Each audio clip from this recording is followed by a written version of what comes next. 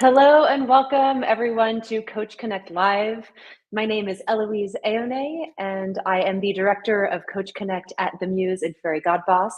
I am thrilled to be here with all of you and extra thrilled to be joined by the wonderful Andrea Gerson, who has been a Muse and Fairygodboss coach for many, many years now.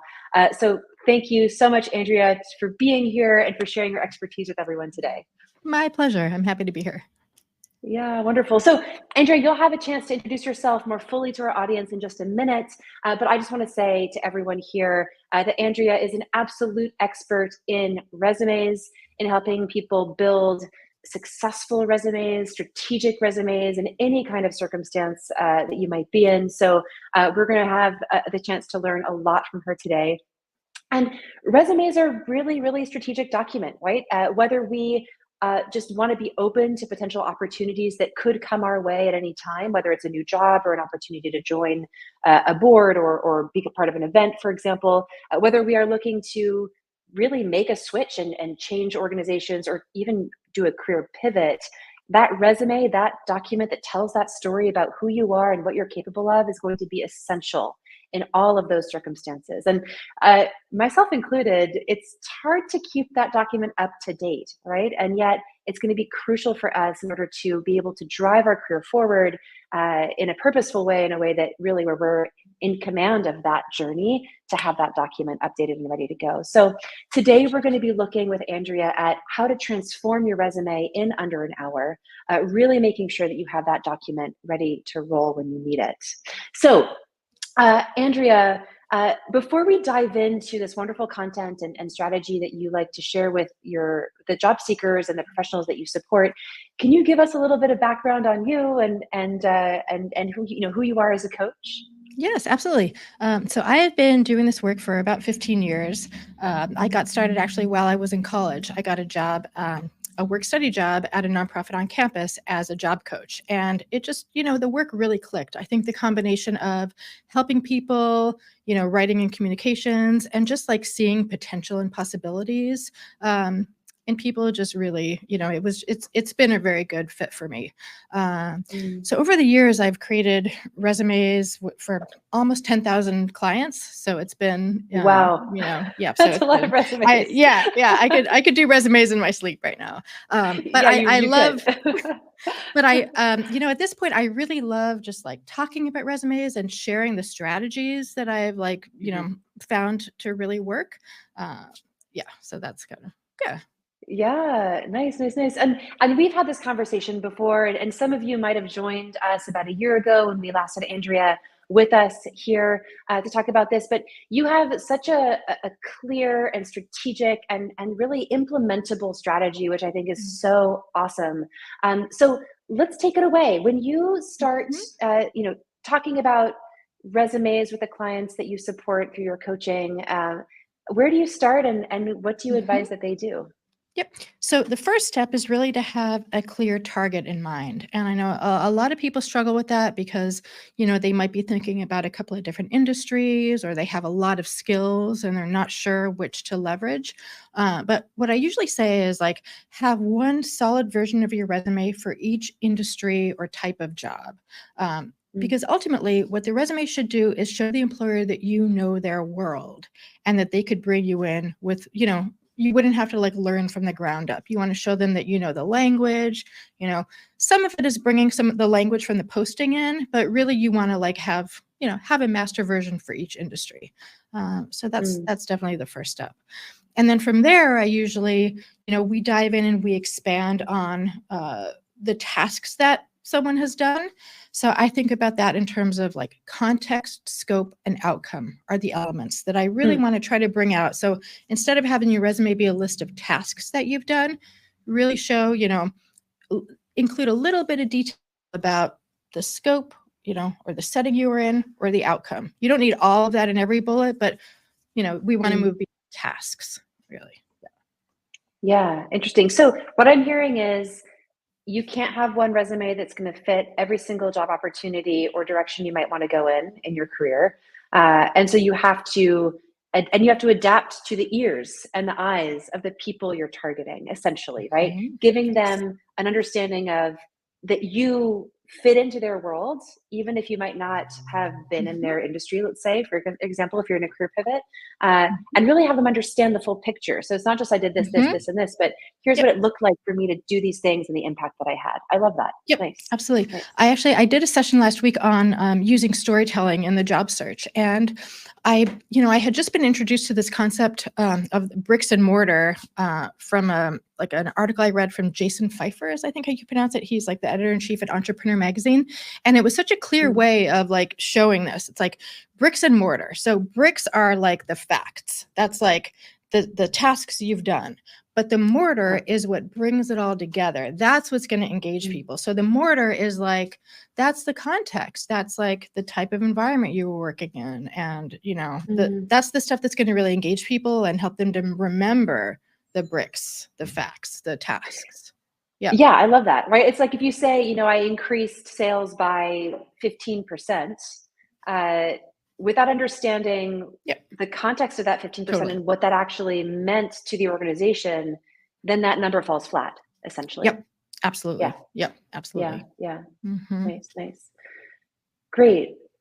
So bring us to the next step. What Hmm. would you like to share with the audience today on how to actually implement this stuff? Yeah. Yeah, absolutely. So I have a couple of visuals. I'm not going to overwhelm, I know we don't have a ton of time, but I know some of this stuff it's easier to see it. We can talk about it, but they're kind of vague concepts. So here's an example. It's a Mm, very entry level example, but I think it's one that is easy for everyone to understand. On the left, we're looking at a resume from someone who, very little experience. This is someone who their only experience was a youth employment program, summer youth employment program. But I bring this as an example because we can see that even someone with like almost no professional experience, there are still strategies we can use to help professionalize what they've done and to show, to really show those context, scope, and outcome pieces, the mm, setting that they were working in, and part of what the resume should do is give the employer a sense of what you're looking for. So not an objective. Objective is dated. We don't want an objective. But the summary section up top, that's the first thing they're going to see. And that should really give the employer a quick sense of like, what your strongest, most marketable skills are and the types of environments that you want to be working in. So when we talk mm, about adapting your resume for different jobs, most of the time, unless you've had like a lot of like wild experience that's unrelated, most of the time you're going to just edit the summary section and the skills section. I think of those two mm. top sections as like the lens that they are going to read the rest of your resume through. Right. So yeah. So this is one example. A couple of quick call outs because I'm actually doing some hiring right now myself, and I'm amazed how many people are including references on their resume. Don't waste that real estate, and also don't share your references like personal contact information out into the world. Keep references off, wait until you're asked for them.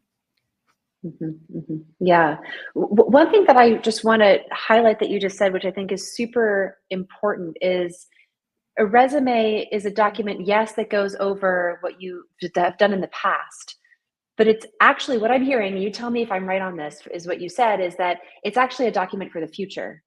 It's saying, Mm, here's how I'm going mhm. to fit into what I want to do next, right? That's what you said. You Yep, said, the yep, areas of expertise, the career summary are around how you fit into this next piece, right? And so I think a lot of people get stuck in, well, I really need to focus on what I've done only, when yep, in fact it's an opportunity, it's the document that's at the hinge, right? It's like yep, this is when the yep, shift happens. So think about totally. the future as much as what you have actually accomplished. Yeah, I love that. I love that distinction. It's not a historical record of every task you've Right. ever done. It's a marketing document. So you can pick and Mhm. choose for each version. You don't need a ton of versions, but you can pick and choose what aspects of your skills and experience you want to be shining a spotlight on. Yeah. Yeah, I So, love and that. actually, I love we'll that. look at a couple more examples that I think will show that a little more clearly. So another element, I know some people have had multiple jobs concurrently. Some people have, been on one trajectory and then maybe they've taken a step down, for whatever reason, maybe they stepped away. So no matter what your like factual background is, you always want to try to make the resume resemble an upside down pyramid. Okay, so what that means is that your current or most recent experience should have a little more real estate on the page than each older role that you've had, because that implies it'll give a sense that you've taken on higher level responsibilities over time, and it'll show that like professional progression that employers really want to see. So this is one way that we can, that we're using it as a marketing document. We're not just like putting everything we've ever done. We're picking and choosing, the impression we want to give. That's great. And so is that literally just like extra bullet points? Is that what you mean by the most space? Yep. Extra bullet points, more context, and really thinking about in each role, not what did I do, but what did I do that's impressive or that will resonate. Right. When thinking about what to include, I know some people who have had like more than 15 years of experience, let's say, they struggle to get everything into 1 or 2 pages. So the rule of thumb that I think about is the 3 R's. That's, is the job, was your experience recent, relevant, or really impressive? So if it meets 2 of those 3, you probably want it on, on the first page, or, at least on the resume, probably on the first page, if it meets that 3R. I love that. I'm putting it in the chat for everyone. Oh, great. Recent, relevant, and really impressive. Yeah, that's a great rule of thumb. Love it. Yeah. Let's see. Let's look at another example. Okay, so this is an example of that upside down pyramid. So I want you to take a minute. I'm sorry that the file quality is not amazing, but just your first impression. If you look at this resume, do you have a sense of what they're looking for, or like what salary they might command? Just think about that in your own head, because I'm going to shift to the after version. Okay. Wow. So this is how we're showing, So even if her roles were equal across, we want to imply that it was more important. And so if we put it over, just to give you a sense of what the end result is when we implement these kinds of strategies. It's so funny, because if you hadn't told me your strategy here, I would have absolutely thought that, right? Like, you see that HealthWorks job, and it really feels like this person has done so much in that. And the story that you're telling is really strong. So basically here on this document, content is incredibly important, but form also has a huge piece in the storytelling around this document as well. Yeah. Yep. We'll look at one other example here. So similar question, what job is this person looking for?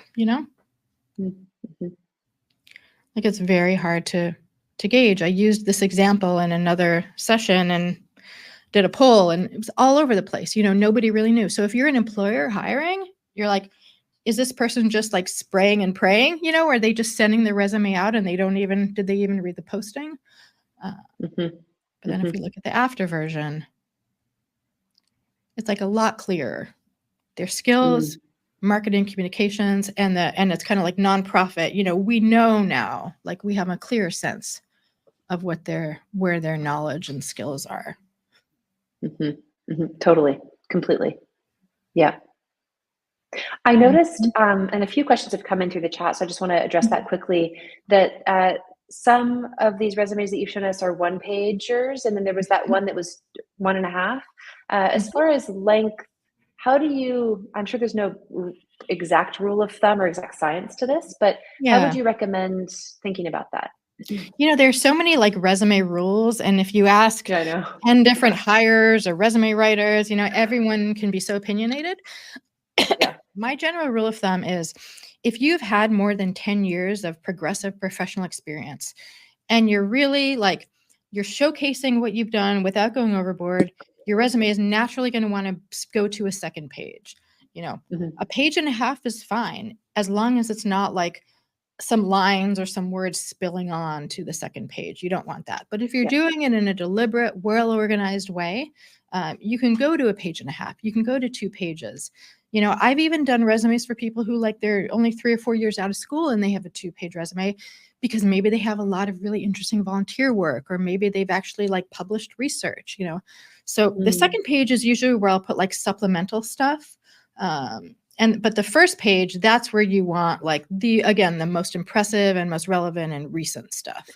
Occasionally, I will go to a third page if someone has done a lot of research or presentations, and that third page will resemble like a CV format with, Mm-hmm. publications, presentations, and that's about as long as I've ever gone. Yeah. Yeah. Makes sense. Thank you. That was really clear. Mhm. Yeah. Yeah, my pleasure. Oh, I'm curious about questions. Let me see. I think that was all of the slides I had to share. So, oh, actually, no, Nice. a couple others.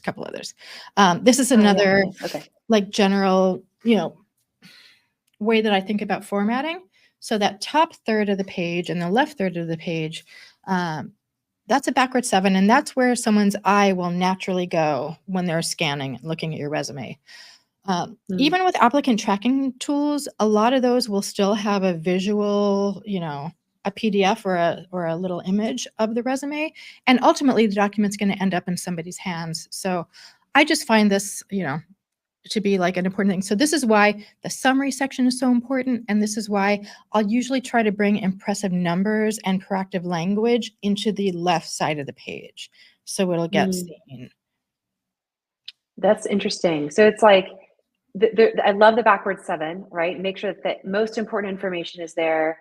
And then also, if you have more than one page, have absolutely the most important information on that first page, and then only extra that's necessary afterwards. Because the backward 7 is number 1, eyes on document. Number 2, eyes on document is that first page, and then they might turn the page, right? Or keep scrolling. Right. Yeah. Yeah, exactly. Nice. Yeah. Yeah. Cool. Yeah. And so this is another format thing, right? So Mhm. in this set backward 7, there's your name, your info, your career summary, and then there's really the company. Oftentimes in the examples you shared, it was company name and title. Mhm. And it's like the formatting here needs to be really, really specific and very um, organized, right? To make Yep. that super, super easy to scan, I assume, Yep. right? Yep.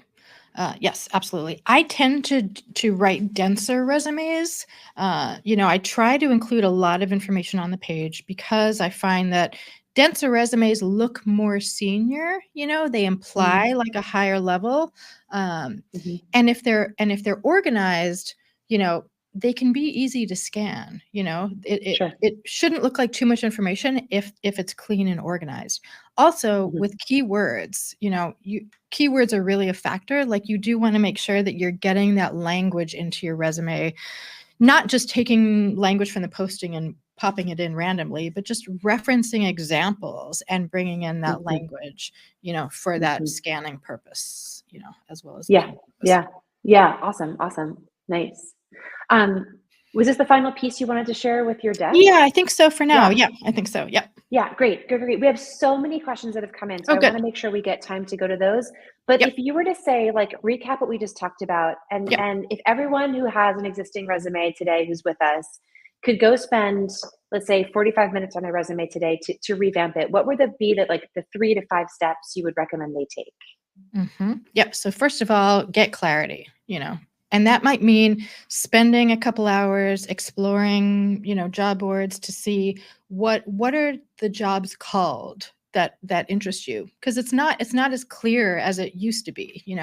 Companies have really funny ways of like titling their jobs. So Yeah, they do. getting some clarity there, and then keep in mind that summary where you say like what your current or desired job title is, that first part of the summary, you can play around with that should be the bridge between where you've been and where you're headed. Mm-hmm, mm-hmm. So get that clarity, have a clear sense of where you're going, and then look at your existing resume or brainstorm do a really rough draft of brain dump of everything you've done, and then look through and see, where can I bring in the outcomes? Where can I bring in what's going to be recent, relevant, and impressive? That's where you want to expand and Uh-huh. start to write your bullets. Bullets should be Mm-hmm. between 3/4 of a line and a line and a half or 2 lines. If you go shorter than That's that, great. it's a task. Longer than that, it's a novel, and no one's gonna it's gonna be like, "Whoa, what is that?" Too much Yeah. information. Yeah. Yeah, yeah, Yeah, yeah, yeah, yeah. bite-sized. Yep, totally. And then I guess the Great. last step is really where you're thinking about the formatting. You're wanting to kind of make sure everything's are organized in the right way, and Mhm. always, get another set of eyes on it if you can. Yeah, and I think a really important thing is don't use things like Canva, design Yeah. programs. those are big no-nos, correct? My perspective, again, you might get different answers, different people, but like the Canva resumes that I've seen, you end up with way too much white space, so they just don't do as well on the applicant tracking scanners.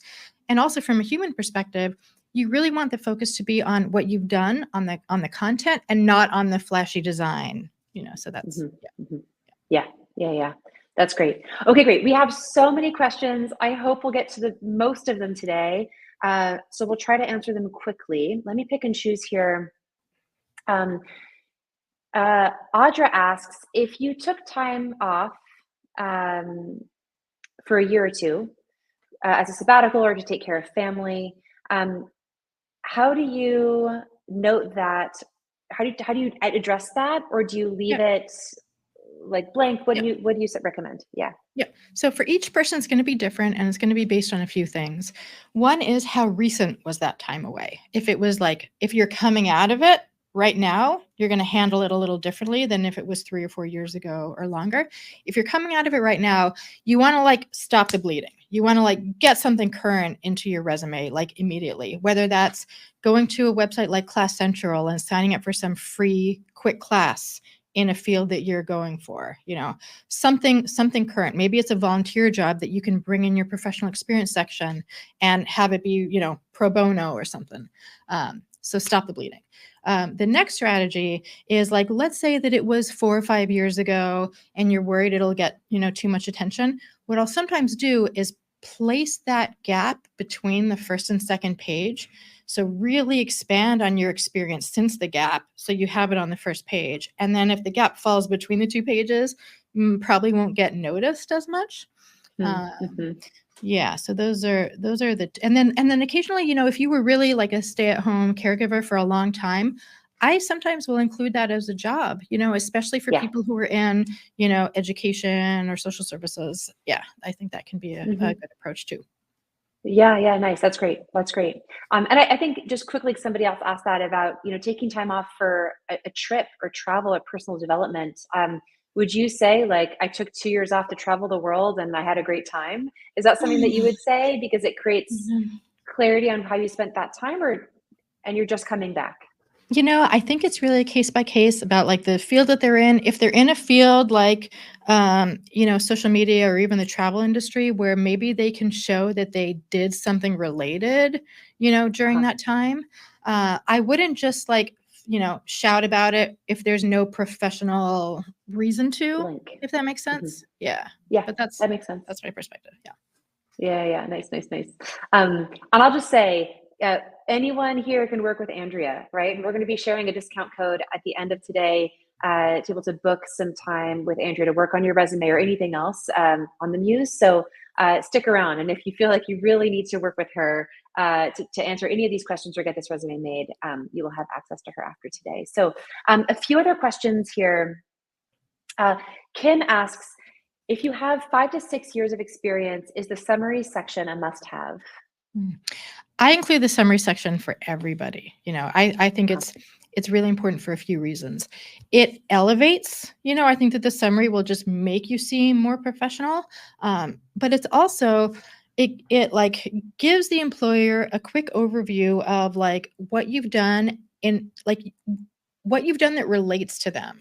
And then they can decide if they're going to keep reading. If you just jump right into your experience, they don't really know like what your narrative arc is, I guess. It's sort of like, would you pick up a book and start reading it if there was without reading the back page, without reading the summary on the back of the book? It sort of like gives them a quick overview, piques their interest a little, and calls out the highest level elements, especially for people who have taken time away. If you have older experience that's maybe, buried on the second page, you can bring elements of it to the summary to make sure it gets seen, like relevant employer names or, scope of what you've done. Yeah. So it's actually a strategic piece. It's not something that's needed when you don't have enough to put on that one-page resume. It's actually something that you can use as a tool to tell the story you want to tell, and kind of create that context for the rest of the resume for an employer or a talent acquisition professional. Great. Yeah. Nice. Let's see what else we have here.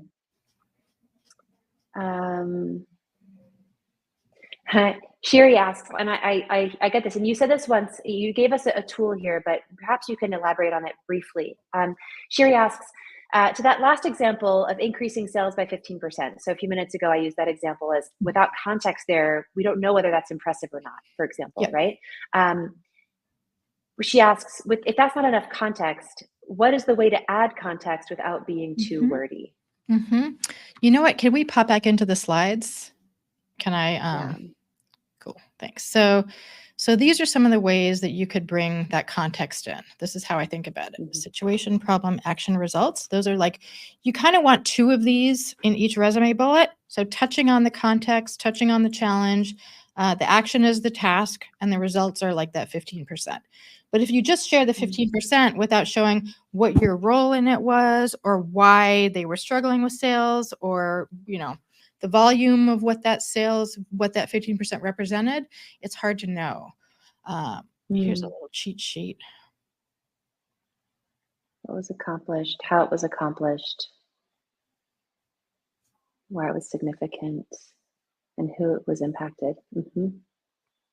So when you're writing your bullets, you don't just want increased sales by 15%. That's what was accomplished. You want to include a little bit of like, how many customers, or like, was that, why that was impressive, or how you did it, what you did differently to achieve that. Or how it helped the Yep. organization reach its goals, Yep. or Yep. even Yep. just like bring the team together, right? Or it could Yep. be a variety of things. Yeah. Yeah. Totally. Yep. Nice. Another. So here's a visual as we're kind of. I know we only have a few minutes left, but again, it's like a sales associate role. It's very basic, but just to give you a sense of what it might look like. Mm.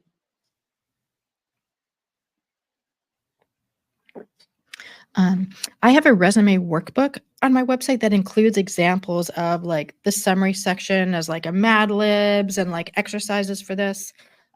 Eloise, if you're, it's on the last slide. If you want, I can pop to it or.